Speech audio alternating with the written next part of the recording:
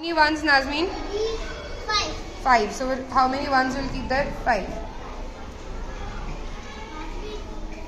Write the number on top first. 1 minute. Take the chalk in your hand. Write the number on top. Very good. Next, what is the number in tens? How many tens are there? Here. How many tens are there? 1 tens. Take the chalk. Write the number.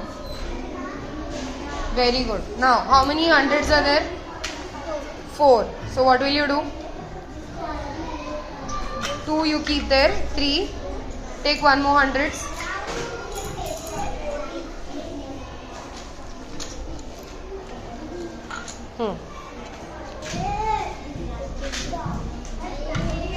Hundreds. Very good. 400 and read the number.